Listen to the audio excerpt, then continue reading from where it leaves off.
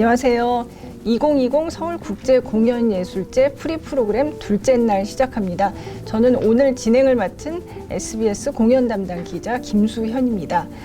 서울국제공연예술제는 매년 열려온 공연 축제인데요. 올해는 코로나19 상황 때문에 비대면으로 온라인으로 열리게 됐습니다. 그래서 예년과 달라진 이 프로그램에 대해서 좀 더 자세하게 미리 알려드리기 위해서 이런 프리 프로그램을 마련했는데요. 어제는 무용 작품에 대해서 이야기 나눠봤고요. 오늘 둘째 날은 연극 작품 얘기 나눠보는 이런 자리를 마련했습니다.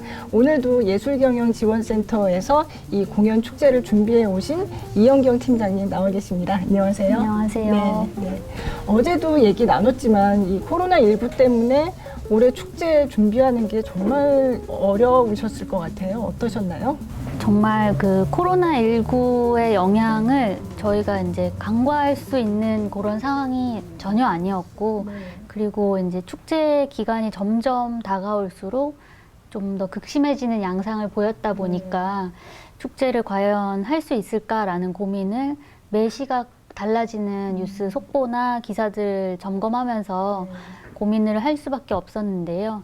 그래서 이제 단체분들께는 이제 사회적 거리두기 단계가 2.5단계까지 올라갔을 때는 이제 다 같이 모여서 연습하시는 거는 여러분들을 위해서 조금 자제해 주시는 게 어떻냐라는 이야기를 서로 나누기도 하고 그 과정에서 좀 마음에 눈물도 흘리고 그런 경험이 있었는데 비대면으로 전환 기왕하는 거 잘해보자라고 마음을 모아주셔서 이렇게 진행을 하게 됐습니다.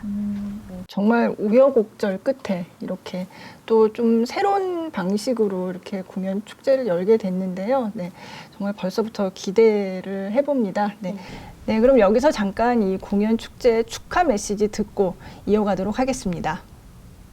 여러분 안녕하십니까?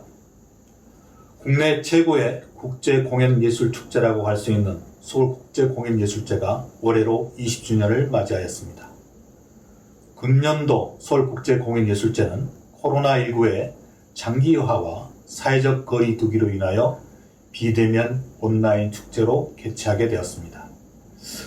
원래 개최하기로 했던 지난 10월 한 달 동안 배우들은 관객보다는 카메라를 대하면서 영상화 사업을 준비를 해왔습니다. 결코 쉽지 않은 여정이었던 것 같습니다. 공연예술계가 겪고 있는 많은 어려움 속에서 온라인 공연은 새로운 형태의 공연예술을 경험할 수 있는 기회이기도 하고 또 한편 새로운 발전의 계기가 되리라고 생각을 합니다. 20년이란 긴 시간 동안 서울국제공연예술제가 사랑을 받을 수 있었던 것은 공연예술인들의 땀과 열정 그리고 관객들의 박수 소리였던 것 같습니다. 다가오는 2021년 서울국제공연예술제에서는 공연장에서 배우의 몸짓을 보고 배우의 목소리를 들으며 관객 여러분들의 박수 소리가 울려 퍼지길 희망합니다. 예술경영지원센터는 서울국제공연예술제가 앞으로 더욱 발전하고 성장할 수 있도록 또한 공연예술계 현장에 도움이 될 수 있도록 최선의 노력을 다하겠습니다. 감사합니다. 밀레니엄 시대가 되면서 처음 서울국제공연예술제가 시작된 이후로 올해로 꼭 20회째 행사를 맞이하게 되었습니다. 그런데 직접 관객 여러분들을 만나지 못하게 되었습니다. 그렇기 때문에 더욱 그립고 그렇기 때문에 공연의 본질은 대체 무엇인가를 더욱더 절실하게 묻게 됩니다. 힘든 시기에 개최되는 서울국제공연예술제가 많은 성과를 쌓으리라고 예상을 합니다만 공연계가 너무 어렵고 이 어려움 속에서 우리 한국문화예술위원회도 어떻게 이 힘든 시기 공연예술을 지탱하고 견지하고 공연예술의 발전에 이바지할 것인지 빠르게 저희가 처한 위치에서 길을 찾겠습니다. 관객 여러분, 서울국제공연예술제를 마음껏 즐겨주시기 바랍니다. 오늘 이 자리에 그 올해 선보일 작품들을 같이 소개하기 위해서 모신 분이 계신데 제 옆에는 연극평론가 이경미 선생님 나와 계십니다. 선생님 안녕하세요. 네, 안녕하세요. 네, 반갑습니다. 네. 그러면 올해 이 작품들은 또 어떻게 이 축제 선정을 하게 됐는지 그것부터 잠깐 말씀을 해주세요.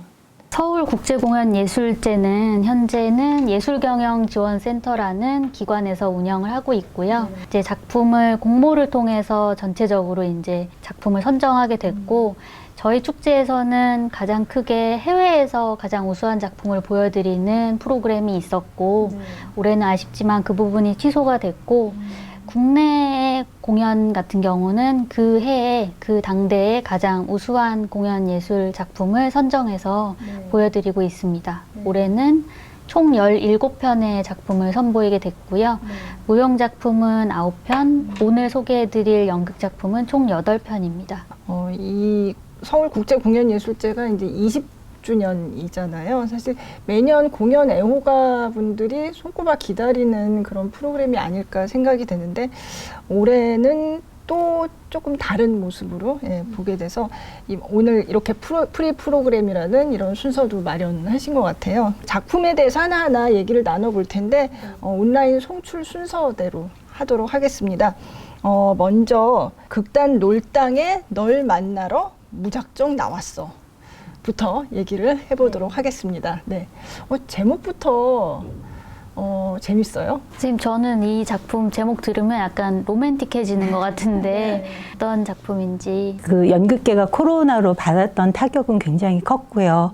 극장 문이 닫혀지면서 모든 공연이 스톱되고 그러다 보니까 연극인들의 일상도 다 스톱이 된 것이죠. 이 작품 같은 경우에는 이 코로나가 연극 지형을 어떻게 바꿔놨는지 이것이 메인인 것 같아요. 그래서 연극이라는 건 모든 분이 다 아시겠지만 접촉의 예술이잖아요. 관객과 배우가 만나는 것이고 또 무대에서는 배우가 만나야 하는데 이런 코로나가 우리의 인간관계를 어떻게 바꿔놓고 있는지, 하지만 이 거리를 극복하기 위해서는 무엇이 필요한지, 이러한 질문들을 연극으로 굉장히 잘 문제 제기를 하면서 잘 풀어가고 있는 작품이라고 생각을 합니다. 그러니까 이 작품은 올해 초연작이겠네요. 네, 코로나 상황을 반영한 작품이니까. 네. 어떻게 준비하시면서 뭐 에피소드 좀 얘기해 주세요. 이 작품은 마음으로 눈물을 흘리면서 이 작품이 사실은 전체 축제 작품 중에 제일 마지막에 선정된 작품이었어요. 그래서 이제 저희가 6월 달에 이제 해외 초청작을 더 이상 추진할 수 없는 상황을 인식하고, 그렇다면 국내 작품들에게 더 많은 기회를 열어줬으면 좋겠다라고 방향을 전환했고, 정말 마지막에, 맨 마지막에 프로그램의 문을 닫은 작품인데, 아무래도 8월 달이 돼서 작품 이제 선정이 끝났다 보니까 단체에서는 그래도 하려고 했던 작품에 희곡은 있었다고 해도 배우분들과 연습해야 되는 과정이 반드시 있었어야 되는데 그 사회적 거리두기가 2.5단계 이렇게 막 치솟는 상황이어서 연출님께서 정말 고생을 많이 하셨어요. 또 많이 속상해는 하셨지만 영상으로 정말 열심히 만들어 주셨고요. 그래서 아주 결과물이 기대가 되는 작품이라고 할 수 있습니다. 널 만나러 무작정 나왔다고 하는데 너가 그러면 관객이라고 할 수 있겠네요? 너도 될 수 있고 가족도 될 수 있고 뭐 다 될 수 있을 것 같아요. 그 간절함이 작품에 그대로 반영이 되어 있다는 생각이 들고요. 이런 어떤 시적인 이야기 자체를 이렇게 팀장님께서도 말씀하셨지만 열악한 환경 속에서 그 자체를 작품으로 승화시킬 수 있는 그 연출과 배우들의 이 상상력이 정말 놀라운 것 같습니다. 정말 지금 시대에 가장 시의성이 높은 그런 작품이 아닐까 생각되고요. 지금 코로나를 겪고 있는 우리들의 이야기, 코로나로 인해서 뭐가 바뀌었는지 이런 거를 또 다시 돌아볼 수 있게 하는 그런 연극이 될 것 같아요.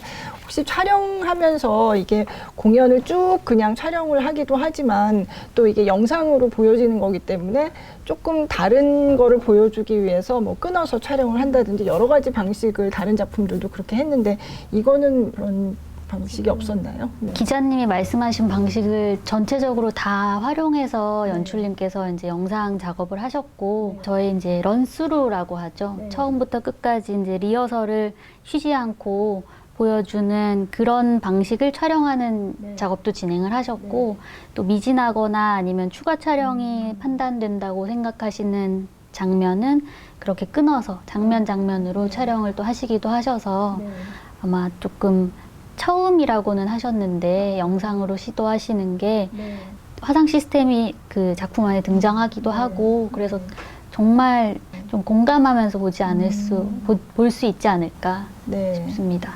네, 그럼 다음 작품으로 보더라인, 크리에이티브 바퀴, 그리고 레지던트 테아터의 작품인데요. 이 작품 얘기 나눠보기로 하겠습니다.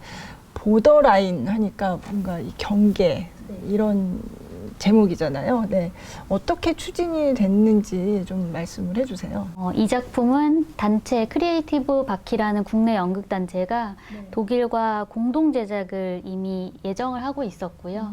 그 공동 작업을 통해서 무대화하려고 했던 작업을 이제 저희가 축제에서 선정한 케이스라고 보시면 될 것 같아요. 그래서 저희 축제에서도 이렇게 공동 작업을 무대에 올리는 경우가 조금 오랜만이었어서 저희도 조금 의미가 있다고 생각했는데 이 보더라인이라고 하는 경계선이라고 할 수 있는 이것이 의미하는 바가 원래는 이 작품이 10월 3일 독일 통일 30주년을 기념해서 만드는 작품이어서 의미가 더 있었는데 그렇지만 작품을 만드는 과정 중에 코로나19를 맞이하게 되고 그래서 나와 너 사이에 생긴 보더라인 그리고 보이지 않는 경계선 이런 것들을 또 생각하게 했다고 해서 참 신기하고 시의적절하다라는 생각을 했었어요. 쉽지는 않았을 것 같아요. 그러니까 레지던트 테아터가 그러니까 독일에 있는 단체이고 크리에이티브 바퀴는 이제 한국에 있는 단체인데 이제 같이 하는데 이제 코로나19 때문에 이동이 그렇게 원활하지 않고 하니까 굉장히 어려웠을 것 같은데 그런 과정 자체가 뭔가 보더라인이라는 이 작품의 제목하고도 뭔가 상통하는 것 같다는 그런 생각이 들어요. 선생님 어떠세요? 이번에 이 스파프의 몇몇 작품들이 다는 아니지만 공통점을 좀 찾는다 하면 이 경계라는 것을 좀 가지고 보면 참 재미있겠다라는 생각이 들었는데 대표적으로 이 작품 같은 경우에도 독일하고 우리나라 같은 경우에는 공통점이 있죠. 하나는 분단이었다가 이제는 통일이 된 나라이고 우리는 아직 분단 중에 있는 나라이고 이런 공통점을 가지고 푸는 것 같아요. 그래서 경계라는 것이 무엇인가 이데올로기가 나눈 경계일 수도 있고 그래서 통일은 그들한테는 이미 극복된 문제이지만 저희한테는 안고 가야 되는 숙제 그러한 질문을 계속 남기면서 또 하나는 그러한 경계가 과연 그런 동서독 아니면 남북한의 경계만 있는 것이냐 우리 일상 안에도 경계는 무수히 많다라는 것 예를 들어 탈북민에 대한 우리 사회의 어떤 경계 또 독일 같은 경우에는 통일이 됐지만 구동독 출신에 대한 어떤 경계 더 나아가서 여러분들도 잘 아시지만 이 독일에서 한창 뜨거운 이런 난민 이슈 예. 또 더 나아가서 어떤 동성애나 이런 성소수자에 대한 경계 뭐 이런 여러 가지들 이런 것들을 굉장히 시의적으로 잘 풀어서 이야기를 하고 있는 작품이라서 단순히 그냥 독일 통일됐어 우리나라 뭐 아직 이런 게 아니라 경계는 내 안에도 있고 내 가족 안에도 있고 나도 모르는 사이에 다른 사람들과 경계를 만들고 있지 않나 그래서 어떤 것들을 넘어서야 하는 경계인가 이러한 질문들을 잘 해주고 있는 작품이라서 예, 참 좋은 작품이라고 생각합니다. 네. 그 공연 그 화면을 보니까 그러니까 독일에서는 그 관객들이 보이더라고요. 거기서 관객들이 같이 참여해서 이제 보는 게 이제 화면에 드러나고 이제 우리나라는 이제 배우들이 이렇게 계속 이렇게 상호 물론 거리는 떨어져 있고 그렇지만 뭔가 계속 이렇게 주고받으면서 하는데 그러면 원래는 이게 코로나가 아니었으면 독일에서 하고 그리고 또 우리나라에 와서도 하고 그렇게 진행할 예정이었나요? 네네 숨가쁘게 한국에서 리허설, 독일에서 공연, 그 다음에 한국에 사실 돌아와서 코로나가 있어도 자가격리를 하고 한국에서 공연하는 것까지 다 계산을 단체에서는 했던 것 같은데 이제 안타깝게도 올해는 영상으로 이제 만나볼 수 있게 됐습니다. 네, 그럼 다음에는 극단동의 금음 또는 당신이 세계를 기억하는 방식, 이 연극 이야기 나눠보도록 하겠습니다. 저는 뭐 다른 작품들도 굉장히 기대가 많이 되지만 이 작품은 특히 기대가 많이 돼요. 이게 2018년인가요? 그때 이제 초연이 됐을 때 굉장히 우수한 연극으로 상도 받고 그래서 화제가 됐던 걸로 기억하고, 저는 그걸 보지는 못했지만 이 소설을 너무나 재밌게 읽었기 때문에 이거를 어떻게 무대 위에 형상화했을까가 참 궁금하거든요. 네. 저희 이 장강명 선생님의 원작 자체가 워낙 인기를 많이 끌었던 작품이고, 또 극단동의 강량원 연출님 또한 굉장히 호평을 받으시는 연출가 분 중에 한 분이셔서 이 작품이 사실은 서울국제공연예술제 무대에 오르기 전에 이미 다른 무대에서 선보였던 적이 있어서 이제 이 작품을 초청하는 거에 대해서 조금 우려는 했으나 그 우려를 불식시킬 만큼 다시 한번 이 작품은 축제에서 소개하는 게 의미가 있겠다라고 해서 심사위원분들이 선정해 주신 작품이에요. 실제로 2018년 초연한 다음에 그 관객들의 반응이 굉장히 뜨거웠고요.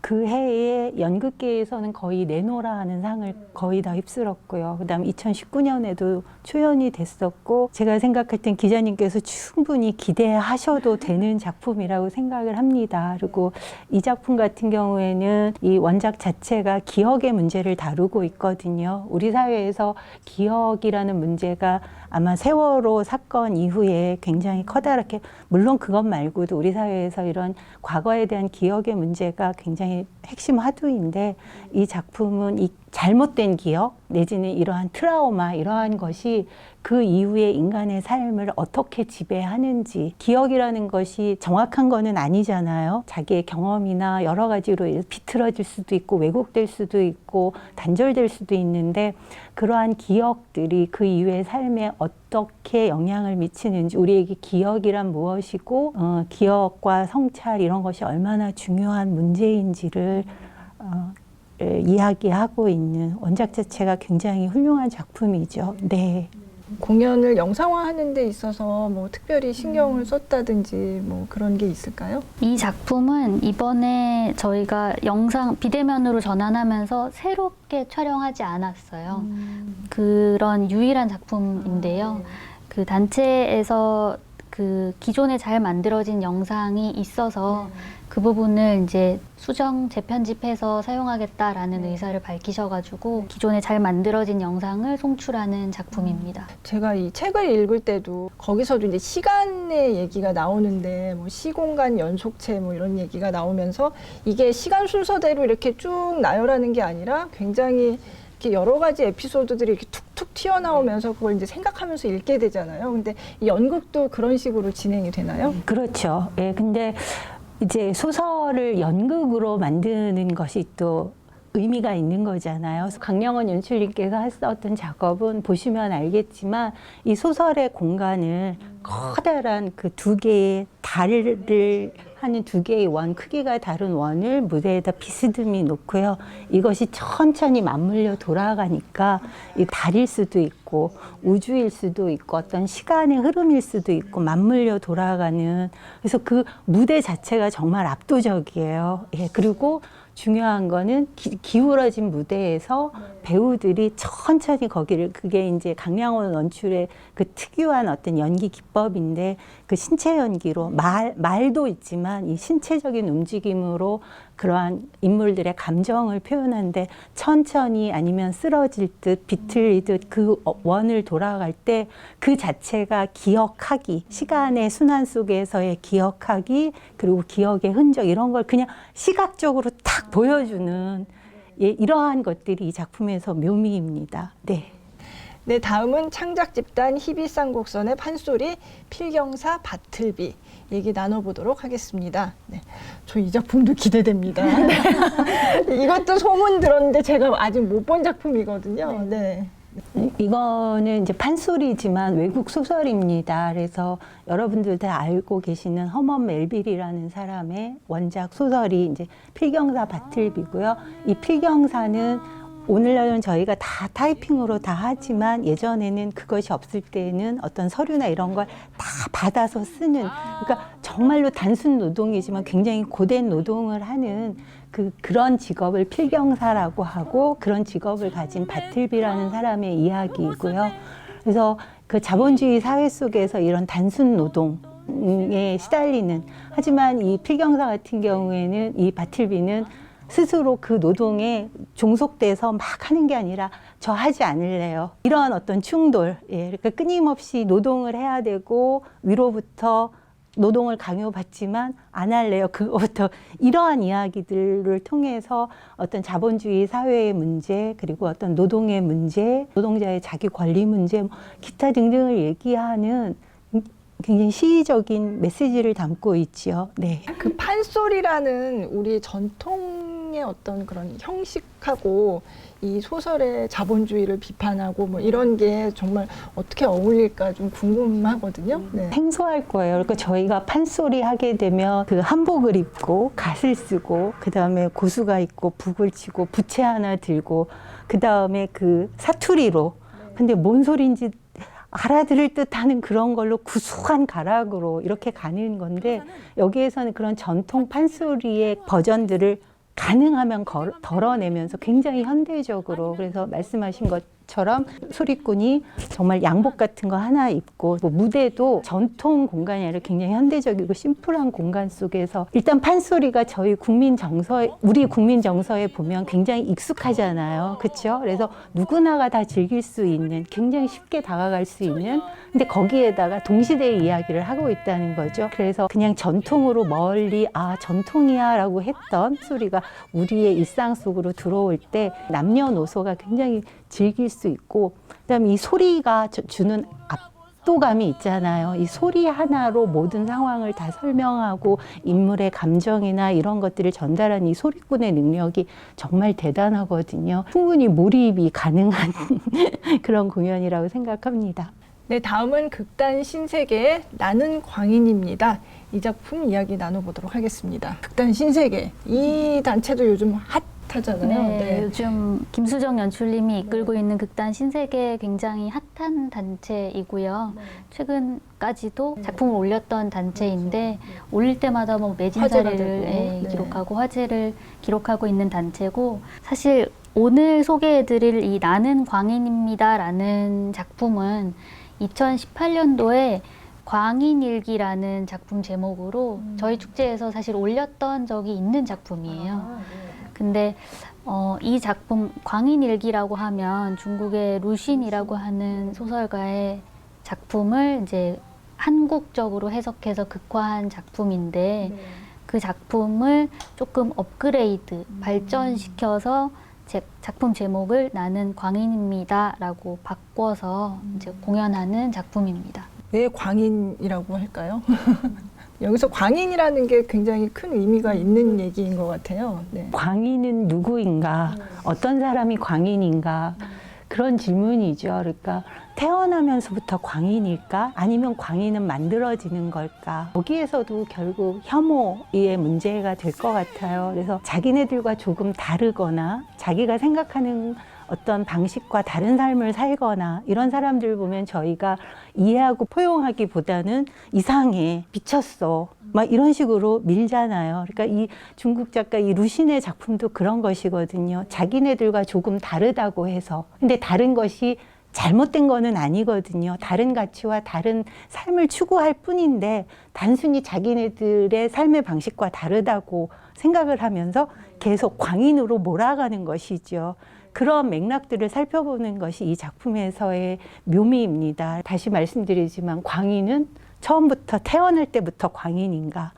아니면 만들어지는 것인가? 그런 광인으로 몰아가는 세력들은 무엇이고 구조는 무엇인가? 그들도 우리와 별반 다를 것이 없는데 왜 우리는 우리와 다르다고 이상한 사람, 만나면 안 되는 사람, 거리를 둬야 하는 사람으로 몰아가느냐, 뭐 이러한 이야기들이 소설의 원작에 담겨져 있습니다. 그러면 극단 신세계 나는 광인입니다 얘기 마치고 다음은 쇼빌 컴퍼니의 딸에 대하여 네, 얘기 나눠보도록 하겠습니다. 이 작품은 어떤 작품인가요? 이 작품도 민음사에서 출판한 김혜진 작가의 작품을 원작으로 하고 있는데요. 이제 축제에서 작품이 이제 선정되면 저희도 이제 팀에서 홍보점을 찾거나 아니면은 어떤 스터디를 위해서 원작들을 읽어보는 경우가 있어요. 이 책 자체가 그렇게 굉장히 길지 않고 그래서 한숨에 저도 읽었던 작품 중에 하나인데 그 작품을 젊은 연출인 이기쁨 연출님이 이제 무대화한 작품입니다. 이게 뭐 제목에도 딸이 나오지만 이 어머니와 딸, 네, 그리고 딸의 연인이라고 해야 되나요? 네. 그 소설 자체도 굉장히 많이 읽어보셨을 것 같아요. 그래서 그 소설 자체도 재미있는데 녹화를 어떻게 했을까? 그게 좀 이제 소설을 본 사람들 입장에서는 그게 또 궁금할 것 같고요. 이 작품도 사실은 올해 축제에서 초연했어야 되는 작품이어서 초연도 하지 않은 작품이지만 이제 영상으로 관객분들께서는 만나보실 수 있고요. 이제 작품 영상을 촬영하는 무대를 잠깐 들여다봤을 때는 굉장히 이제 아늑한 분위기의 집을 꾸며놓고 그 안에서 이제 벌어지는 일들과 그 주변에서 이뤄지는 그 일들을 이제 무대화 한 것이 아닌가 이제 짐작하는데 아무래도 주제가 성소수자에 대한 이야기이다 보니까 주제와 그다음에 무대에서 느껴지는 절충이라고 할 수도 없고 뭔가 묘한 그런 이게 중성화되는 그런 느낌을 저는 받았던 것 같아요. 조금만 더 보태자면 이제 표면적으로는 엄마와 딸의 이야기고요. 그것 역시도 사실은 최근에 한국의 연극계가 이러한 것들이 굉장히 이슈가 많이 되고 있어요. 많이 이제 다루고 있는 주제가 이런 것들인데 엄마와 딸이라는 것을 설정하는 순간 이제 남성 가부장제 속에서의 그런 여성의 문제로도 나갈 수 있고요. 엄마 같은 경우에는 그 요양관리사로 일을 하니까 또 자본주의 사회 속에서의 어떤 노동의 문제, 여성 노동의 문제, 그 다음에 말씀하셨듯이 딸이 이제 동성애자로서 젠더나 성소수자의 문제, 이런 것들이 다 이렇게 촘촘하게 굉장히 유기적으로 얽혀 있는 작품이고요. 이기쁨 연출은 원래부터 이러한 이슈에 굉장히 관심을 가지고 치밀하게 작업을 했었던 연출이에요. 그래서 처음이 이제 그로부터 이기쁨 연출하면서 저한테 이렇게 뇌리에 박혔던 작품이 그 신촌의 홍대 앞에 가면 산울림 소극장이라고 있거든요. 거기에서 여러분들이 잘 알고 있는 로미오와 줄리엣을, 그러니까 저희가 생각할 때 로미오와 줄리엣 하면 모든 그 세대를 초월한 가장 아름다운 사랑의 이야기잖아요. 그러니까 사랑했을 때 하나의 도식인데 이기쁨 연출은 이것을 줄리엣 앤 줄리엣으로 바꿨어요. 그러니까 이러한 발상, 사랑이라는 것에 대해서 우리가 갖고 있는 무의식적으로 공유하고 있는 사랑의 틀을 깨면서 줄리엣과 줄리엣에서 동성애의 사랑 이야기로 전환을 하는 이런 데에서 굉장히 많이 놀랐었어요. 그리고 그 이후부터 이러한 이슈들을 꾸준히 가지고 작업을 하고 있고 연출에 있어서도 입체적인 연출이에요. 이 연출도 단순히 텍스트를 연기하는 재현의 연기가 아니라 움직임 하나하나, 공간 하나하나가 그 어떤 대사를 능가하는 어떤 의미를 담고 있는 그러한 연출로 현재 그 연극계에서 굉장히 주목하고 있는 연출 중에 한 사람입니다. 네. 네, 역시 기대가 많이 됩니다. 네. 아니, 뭐, 모든 공연이 다 기대가 되는데, 얘기할 때마다 기대가 됩니다. 네. 네. 다음 작품은 노래하는 배우들의 13 후르츠 케이크입니다. 이 작품은 제목이 일단, 이게 뭘까? 이런 생각이 드는데요. 네. 후르츠 케이크가 정말 그 생크림 케이크인가 해서 사전을 찾아봤고 이제 뭔가 이제 괴짜 뭐 이런 거를 뜻하는 영어의 이제 단어라고 하던데 13명의 성소수자에 대한 이야기로 이제 알고 있습니다. 선정할 때 심사위원분들 이견 없이 만장일치로 선정이 됐던 작품이고 위원님 중에 한 분은 작년에 사실 제일 보고 싶었던 작품인데 놓쳤었다 이렇게 말씀해 주신 분도 계셨어요. 그러면 배우들이 노래를 많이 하나요, 실제로? 네네, 음악극이라고 생각하시면 되고요. 굉장히 아름다운 목소리가 주인공이 되는 작품입니다. 이 연출가가 안병구 연출가. 근데 굉장히 음악을 원래 굉장히 좋아한다는 얘기를 들었어요. 네. 그래서 성소수자가 이게 줄거리를 보니까 뭐 2600년에 뭐 시간 여행을 한다 뭐 이런 얘기가 있던데. 네.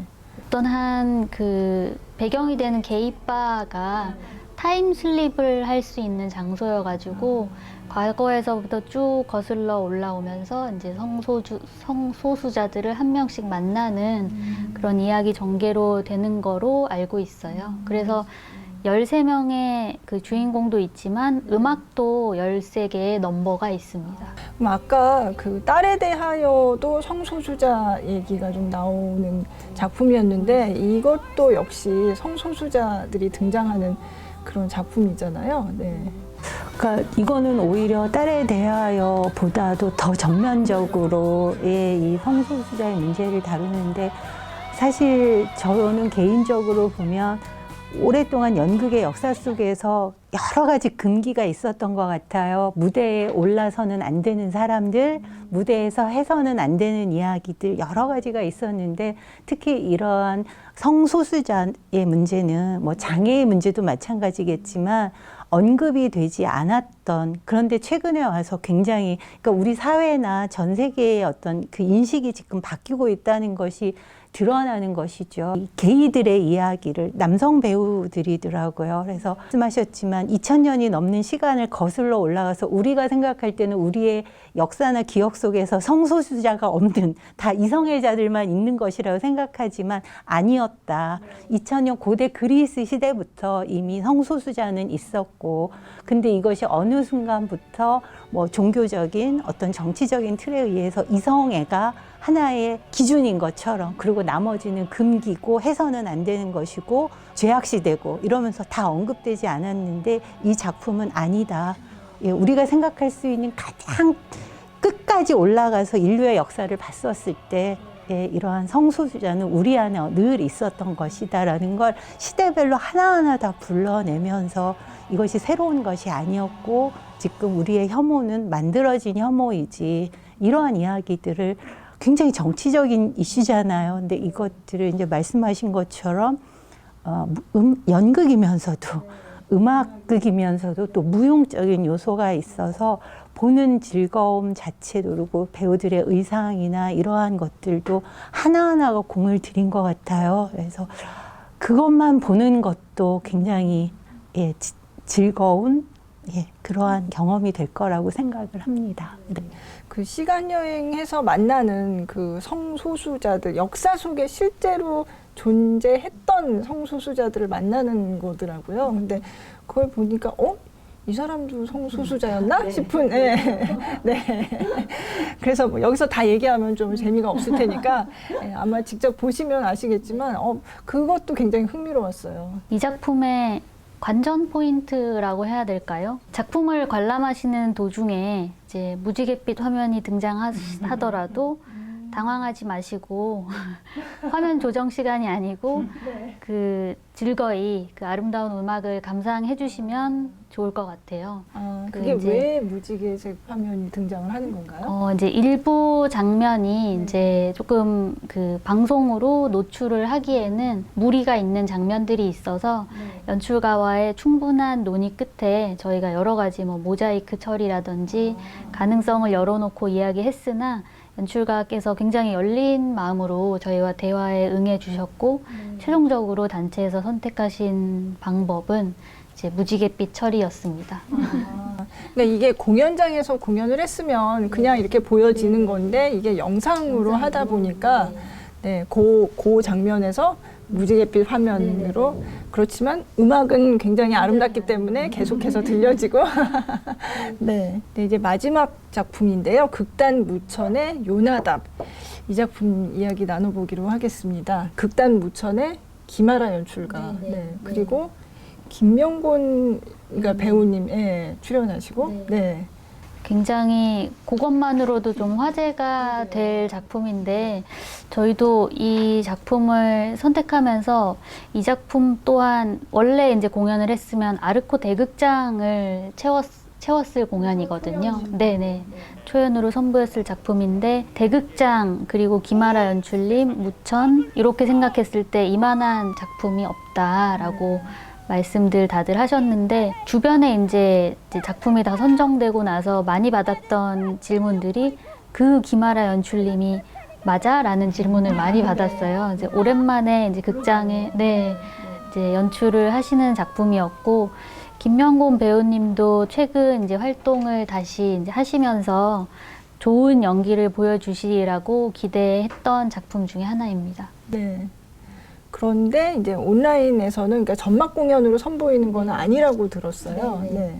이 작품은 이제 김아라 연출님께서 저희와 이제 작품이 선정되고 나서 처음 만나는 순간부터 굉장히 확고하게 이제 이 작품이 만약에 축제가 영상화나 이제 비대면화를 시도하게 된다면 본인께서는 이제 영상으로 시도하고 싶은 생각은 없다. 본인은 이제 라이브 공연으로서 극장에서 관객을 마주하고 싶다라는 의사를 밝혀주셨고 이제 연출님께서는 그래도 최선을 다해서 전막 공연을 담기보다는 작품이 만들어지는 메이킹 과정이라든지 어떤 무대 뒷이야기 이런 것들을 이제 전체적으로 하이라이트로 편집해서 어떤 특정 모두가 다 같이 모여서 노래를 부르는 합창씬을 굉장히 임팩트 있는 씬인데 그 씬을 이제 촬영하시는 걸로 마무리를 하시겠다라고 해주셔서 저희가 그 뜻을 충분히 존중해서 수용하기로 했었습니다. 그러면 이거는 이제 온라인에서 보시게 될 화면은 이제 앞으로 전막 공연이 올라갈 경우를 생각해서 미리 이걸 좀 맛보기로 볼 수 있는 그런 기회로 생각하시면 될 것 같아요. 네. 아마 오늘 소개해드렸던 그리고 어제부터 쭉 소개해드렸던 저희 축제에서 선보이는 작품들이 이제 앞으로 계속 극장에서 선보여질 작품들일 수도 있는데 이번에 이제 선보여지는 영상들을 통해서 관심을 가지시고 다음번에 그 작품이 극장에서 공연이 된다면 극장에 직접 발걸음을 해주시는 게 더 이제 그 단체분들과 공연을 함께 준비하셨던 분들에게는 더 큰 도움이 될 거라고 생각하고 저희 축제에도 만약에 그런 일들이 많이 일어난다면 굉장히 뿌듯할 것 같아요. 네, 이렇게 해서 요나답까지 해서 연극 프로그램을 다 하나씩 조금씩 얘기를 나눠봤는데요. 그러면 이런 공연들을 어떻게 볼 수 있는지 내일부터 이제 상영이 시작되는 거잖아요. 네. 모든 공연은 네이버 TV에서 서울국제공연예술제를 검색하시면 채널이 3개가 검색이 됩니다. 서울국제공연예술제, 서울국제공연예술제 연극, 서울국제공연예술제 무용 이렇게 3개의 채널인데 각각의 채널에서 공연 영상을 유료로 정말 공연의 티켓을 구매하고 보시듯이 공연 영상도 유료 관람 문화를 저희가 좀 시도해보고자 함께 하게 되었고 5,000원 이상의 후원금을 내실 경우에 이제 공연 영상을 보실 수 있습니다. 한 편당 5,000원 이상의 금액이고요. 후원 금액별로 저희가 이제 소정의 축제 측에서 제작한 MD 상품을 받아보실 수 있다는 점도 참고해 주시면 감사하겠습니다. 네. 그럼 요나답은 유료 상영이 아닌가요? 네, 요나답은 이제 서울국제공연예술제 연극 채널에 들어오시면 그 채널에서 하이라이트 영상을 언제든지 만나보실 수 있으십니다. 네, 내일부터 이제 상영이 시작되는데 각 단체들이 이 공연을 어떻게 하면 더 잘 즐길 수 있나 이런 팁을 또 제공한다면서요? 아무래도 이제 극장에 직접 찾아가서 공연을 보는 게 아니라 이제 영상으로 전환된 버전을 관람객께서 봐주셔야 되기 때문에 단체에서 생각하는 우리 공연의 관전 포인트 이런 부분을 SNS를 통해서 확인하실 수 있습니다. 그러니까 올해 서울국제공연예술제는 예년과는 달리 온라인에서 진행이 되기 때문에 물론 라이브 공연을 현장에서 즐기지 못하는 점은 아쉽지만 또 온라인 공연으로 볼 때 장점이 있으니까 정말 집에서 편안하게 이렇게 즐겨주시면 될 것 같고요. 저희 프리 프로그램 이것도 처음 시도되는 거죠. 이런 식으로 하는 것도. 네. 네. 그래서 2020년 서울국제공연예술제 프리 프로그램 이틀간 진행했는데요. 어제는 무용 그리고 오늘 연극까지 이야기 나눠봤습니다. 오늘 자리 함께 해주신 이경미 평론가 선생님 그리고 이현경 팀장님 감사드립니다. 네. 저희 프리 프로그램 봐주셔서 감사하고요. 내일부터 시작되는 서울국제공연예술제 온라인 공연들 잘 챙겨서 즐겁게 집에서 관람해 주시기 바랍니다. 감사합니다. 저는 김수연이었습니다.